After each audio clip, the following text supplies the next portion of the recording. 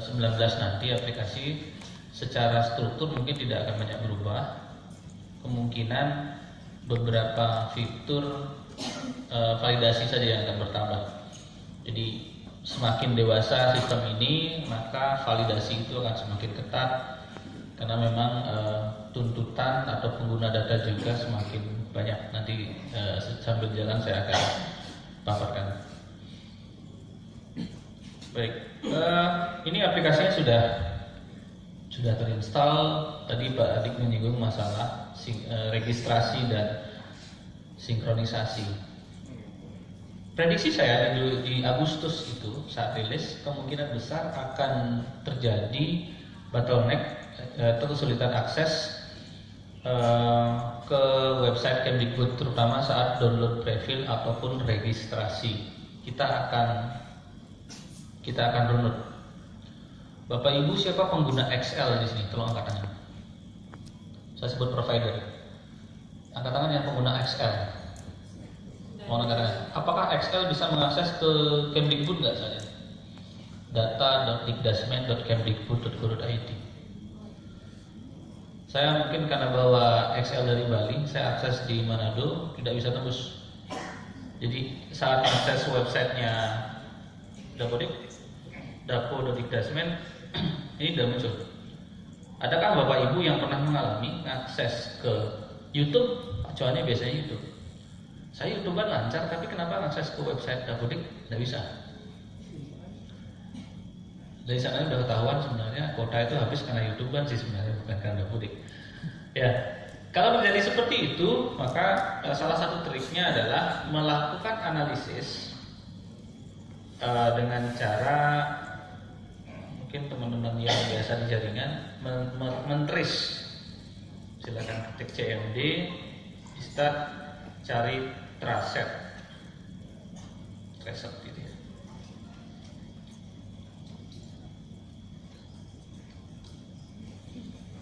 Traset.kemdikbud.go.id. Jadi kita coba akses ke websitenya Kemdikbud, apakah bisa tembus atau tidak. Ini salah satunya. Biasanya teman-teman yang di Proktor UMBK ini biasanya sering kalau terjadi gagal sinkronisasi. Nah ini, tapi memang paling sederhana adalah apakah website Dapo.dikdasmen bisa diakses atau tidak. Kalau tidak, padahal mengakses yang lain lancar, maka hampir bisa dipastikan terjadi permasalahan pada ISP yang Bapak Ibu gunakan, sehingga langkah pertama coba ganti ISP. Tetapi jika memang tidak ada pilihan lain, maka langkah selanjutnya coba telepon providernya, nyatakan bahwa Bapak Ibu tidak dapat mengakses ke website tersebut. Biasanya 1 kali 24 jam itu akan diproses. Atau menggunakan VPN atau VPN biasanya yang sering kalau di forum coba install security keys begitu. Kalau saya sendiri lebih sering menggunakan Proxmox biasanya. Proxmox, Anonymous. Proxmox itu virtual ke Anonymous. Jadi kita alihkan koneksi. Dan saya curiga nanti di bulan Agustus kemungkinan akan terjadi seperti itu. Tapi tidak massal di region-region tertentu saja. Kenapa terjadi seperti itu? Karena banyaknya akses ke Kemdikbud, di mana akses pertama kali itu dituju adalah Pustekom, maka Pustekom memperlakukan atau memasang firewall. Kalau terjadi banyak request, maka dia akan curiga, ini kenapa nih? Jangan-jangan serangan gitu. Ada serangan atau semacam DDoS. Karena ada serangan, maka itu di blok. Oh, dari ini di blok dulu deh, jangan kasih masuk gitu. Padahal itu normal. Nah, pada saat itu maka ISP berperan atau Bapak Ibu bisa gunakan VPN atau proxy. Nah, jika sudah bisa, kemudian sebaiknya saat itu karena kecenderungan registrasi lambat, maka gunakanlah atau download prefill. Gunakan registrasi offline, itu lebih stabil, tapi memang untuk mendownloadnya mungkin agak lambat. Daripada Bapak Ibu registrasi offline, registrasi online tetapi tidak stabil koneksinya. Untuk registrasi nanti, jangan menabung prefill. Prefill kalau lewat dari 1 kali 24 jam itu jangan dipakai. Di awal-awal semester kami menemukan kasus begitu. Jadi tanggal 1 download prefill di download, tanggal 1 prefill di download, kemudian dilakukan sinkronisasi lancar. Tanggal 2 sudah sinkronisasi beberapa, sudah terproses siswa sampai tanggal 4. Tanggal 4 komputernya hang, kemudian install ulang. Karena merasa sudah sinkronisasi dan punya prefill, maka dipakailah prefill tanggal 1. Saya ulang, tanggal 1 download prefill, ngisi data sinkron sampai tanggal 4. Jadi 23 itu ngisi, udah ngirim setiap hari. Tanggal 4 KO, install ulang. Wah, ada prefill, pakai aja prefill yang kemarin. Prefill tanggal 1 diambil, registrasi, bisa, karena registrasi offline. Diproses lagi. Ini kan naikkan kelas gampang, jalan, sinkron lagi. Maka yang terjadi adalah datanya akan ganda. Jadi karena tadi sudah ngirim data siswa lengkap, guru sudah, pembelajaran sudah, kemudian malah menggunakan data prefill yang lama, yang masih data itu belum ada. Ingat, prefill itu adalah data backup. Tidak ada cara lain untuk membackup kecuali menggunakan prefill. Kalaupun Bapak Ibu ada yang bisa menciptakan software backup database Dapodik, sangat tidak disarankan karena kestabilan dan konsistensinya akan terganggu. Jadi kalau mau registrasi offline, pastikan download. Jadi setelah install Dapodik itu langsung download prefill, jangan menabung prefill. Jadi kalau Bapak Ibu sampai sekarang punya prefill tanggal sekian itu tidak ada artinya, tidak akan berharga sama sekali, karena prefill itu di pusat sudah ada, nanti tinggal taruh. Nah, saat proses registrasi ada juga kemungkinan yang akan lupa dengan koreknya atau berganti operator, maka silakan lebih lanjut ke dinas pendidikan. Mau tidak mau, walaupun ke dinas susah segala macam, mau tidak mau memang harus berkomunikasi dengan operator dinas. Silakan gunakan sosial media atau forum. Mudah-mudahan welcome. Kalau tidak welcome, kadang-kadang sosial media juga berperan. Harus ada yang berani menggempur gitu. Ya, saya coba tunjukkan saat Bapak Ibu melakukan registrasi. Saat melakukan registrasi, maka akan ada semacam data kesekian gitu. Untuk melihatnya, silakan cek di aplikasi Dapodik, cari data web Syndicman prefill.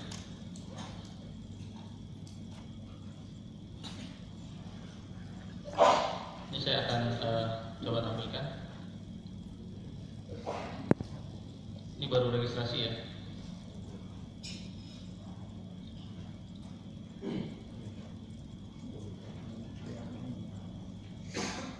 Untuk melihat data apa saja yang sudah terproses.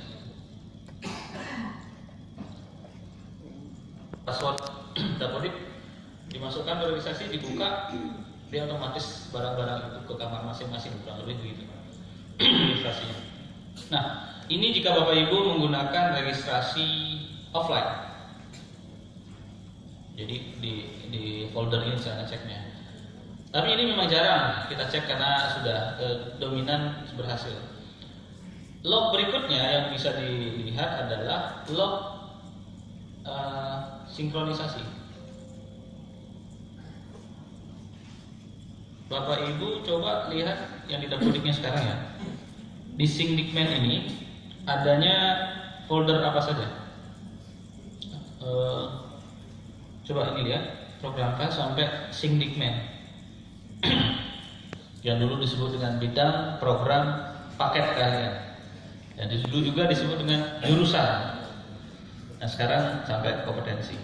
Lengkapi dengan data-data akreditasi dan MOU jika ada.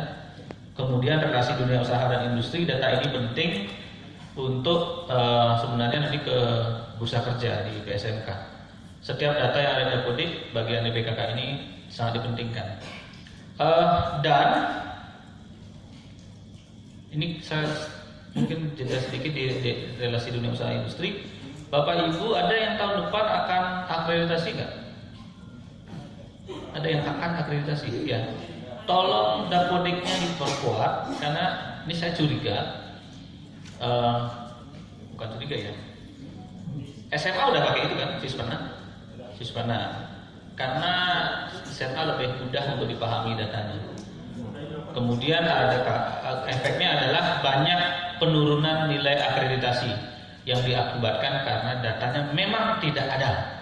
Contohnya pustakawan di sekolah nggak ada. Kalau dulu akreditasi bisa mengakui kepala pustakanya guru bahasa dipakai, S1 bahasa, masuk pustakawan oke, nilainya dapat A. Tapi sekarang kalau pakai dapodik dicari siapa pustakawannya, apa kualifikasi akademiknya. Kalau cocok baru dapat nilai A, kalau enggak C. Kebanyakan dapat C untuk bagian pustakawan itu. Itu baru hal-hal yang umum. Nah saya curiga nanti yang berkaitan dengan Dudi, karena setahu saya di klausul tentang akreditasi itu ada, dilihat ada berapa Dudi nanti, tinggal ambil aja di dapodiknya. Sekolah ngakunya banyak punya Dudi, setiap jurusan ada, maka tinggal dilihat di sini saja.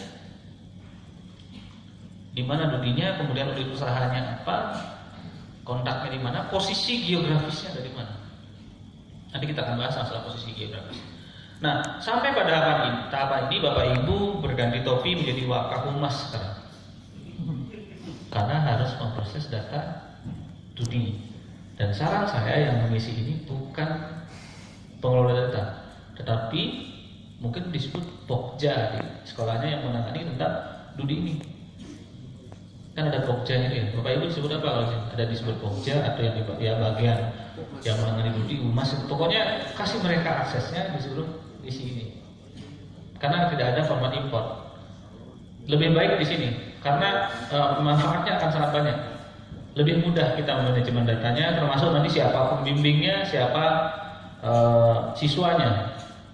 Mungkin sekarang belum akan terasa karena di relasi dunia usaha ini di bagian di MOU ya, karena di sana ada Praven Teaching Factory, ada pembina sudah bertahap kemungkinan masalah angka kredit. Kalau tidak salah angka kredit sebagai pembina Dudi itu ada ya. Bapak Ibu pernah baca nggak? Di pokoknya di angka kredit itu ada klausulnya. Jadi kemungkinan kalau mengaku sebagai pembina prakred dicek di dapur benar nggak datanya? Karena di dapur sudah ada sebagai pembimbing 1, pembimbing 2 ini ada. Jadi lengkapi juga data ini. Pandanglah dapodik itu bukan semata-mata pemenuhan data ke pusat, tetapi untuk manajemen data di sekolah Bapak Ibu. Maka disebut dengan sistem informasi sekolah. Di sistem informasi sekolah. Oke. Jadi sampai Bapak Ibu sama. Kalau di penilaian, ya kita gunakan untuk nilai Dudi. Jadi ini terrelasi, saling dukung. Memang susah, tapi mungkin untuk dilaksanakan. Ini data sekolah. Data sekolah tidak terlalu banyak diproses, tergantung isian data yang sebelumnya. Saya loncat dulu ke Sarpras. Sarpras, Bapak Ibu, kalau sebelumnya ada verbal PD, verbal PTK, Sarpras ini dari segi verifikasi dan validasi mungkin tidak dalam bentuk aplikasi nih. Tadi di verbal SP dia masuk fotonya. Tapi kalau di sini ya digunakan nanti di Takola. Bapak Ibu mungkin sudah lihat Takolanya. Beberapa data fisik yang ada di sekolah tidak diinputkan di Takola, tapi dimasukkan di Dapodik. Sehingga tolong isi data yang wajar, dan memang sesuai dengan kondisi yang ada di sekolah. Hambatan mengenai pengisian data Sarpras ini biasanya karena pemahaman saja. Misalkan seperti kondisi kerusakan itu masih ada debatable. Ini siapa yang harusnya ngisi? Boleh nggak waka kesiswaan Sarpras saja? Atau harus ada konsultan? Ya kalau sebenarnya harus ada konsultan memang yang paham ini. Atau yang belajar di bangunan, di teknik bangunan. Nah, daftar Sarpras ini sudah kita sesuaikan dengan Permen tentang Sarpras. Kalau mau cek yang terbaru itu ada standar Sarprasnya di JT Kemdikbud, cukup banyak itu. Buat yang wajar itu salah satunya adalah antara panjang dengan lebar. Saya berikan contoh salah di sini. Satu ruangan panjangnya 3 meter, lebarnya 3. Panjang lebih pendek daripada lebar. Di aplikasi mungkin tidak akan mungkin validasinya tidak terlalu, tapi saat sebagai pengguna data nanti digunakan datanya pasti akan dianggap aneh. Walaupun Bapak Ibu tidak salah, karena yang dikasihnya begitu dari Wakasarpras. Tapi hebat kalau ada Wakasarpras yang ngasih data ini, hebat. Karena biasanya sulit. Biasanya agak sulit. Oke. Input kondisi itu sudah ada memang acuan menghitungnya. Biasanya rekan-rekan ini asal isi setahu saya 0 gitu. Tapi jangan terlalu ekstrim juga. Nanti nyarinya kondisi kerusakan 10% pada bagian apa? Pada bagian apa ini yang paling besar itu fondasi. Jadi kalau fondasi itu kedudukannya besar, persentasenya kerusakannya. Jadi lengkapi data ini, kemungkinan besar akan semakin divalidasi lagi di Takola. Takola sudah memvalidasi, tapi akan lebih dimatangkan lagi agar datanya itu menjadi lebih wajar. Jadi kalau ada ruang kelas, ada berapa meja, ada berapa kursi, silakan berkomunikasi dengan baik dengan Wakasarpras. Tapi biasanya Bapak Ibu yang jadi Wakasarpras gitu. Ya baru klik ini saja sudah disodori permen kan? Bukan permen yang manis. Nah ini udah keluar peraturan Menteri Pendidikan nomor 40 tahun 2008. Kalau nggak salah tahun 2018 atau 2017 kan sudah ada yang baru. Oke, data Sarpras yang harus dilakukan sekarang adalah salin data periodik. Jadi saat tadi sudah ngisi satu sekolah di Sarpras, lakukan salin data periodik. Kalau ada memang ruangan yang rusak, silahkan diperbaiki. Untuk nama ruangan kami sarankan pakai kode. Nama ruangan kami sarankan pakai kode, atau tidak disarankan menggunakan nama kelas. Karena kemungkinan setiap tahun kelas itu akan pindah, kecuali di sekolah Bapak Ibu memang konsisten. Jadi kalau misalkan kelas 10 kendaraan ringan, di ruangan itu tetap nggak apa-apa. Tapi saat sekolah kelasnya moving, pindah-pindah setiap tahun ajaran atau setiap semester bahkan pindah-pindah, maka tidak disarankan menggunakan nama rombel, tapi gunakanlah kode. Kalau sekolah kami misalkan pakai pengkodean gedung di depan itu A, kemudian berputar searah jarum jam A, B, C, D. Tentukan, kemudian dari bawah kalau ada yang bertingkat, menghitung dari bawah. Ulang, 1, 2, 3, atau berbaris 1, 2, 3, 4, 5. Sistem Dapodik tidak akan melihat itu, tetapi lebih mudah Bapak Ibu mengarsipkan dan datanya lebih konsisten. Kalau ingin nanti ruangan itu digunakan di kelas mana, nanti bisa ditambahkan di keterangan. Jadi kalau keterangan ini bisa berubah, tapi kalau nama ini sebaiknya jangan. Begitu. Ini untuk data Sarpras tadi sudah kita salin data periodik. Jika ada ruangan yang kemudian dihapus atau dibuat baru atau ya di rehab begitu, bukan di rehab ya, kalau ini dibangun kembali, nanti silakan pilih hapus buku, alasannya dibongkar, akan bencana, dipindah tangankan, disita atau koreksi data.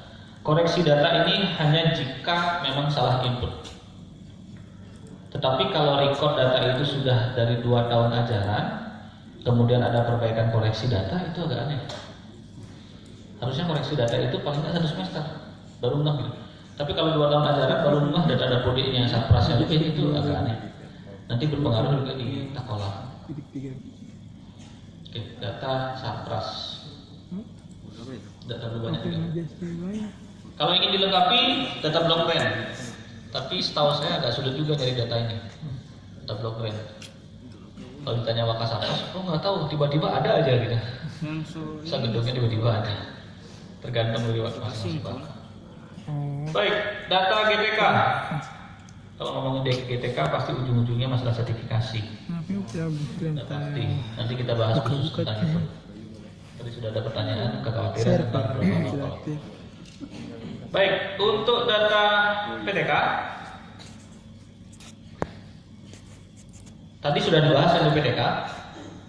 Kalau NUPTK ikuti prosedurnya. Kalau memang dapat, kalau memang waktunya pasti akan dapat. Terutama yang mau ikut PPG biasanya akan didahulukan. Jadi proses disuruh mengajukan, ajukan saja. Masalah terima apa enggak belakangan. Yang penting sudah progres. Maka di awal ini data GTK akan kosong. Terus yang harus dilakukan apa? Salin penugasan. Salin penugasan. Yang disalin di sini bukan data individu.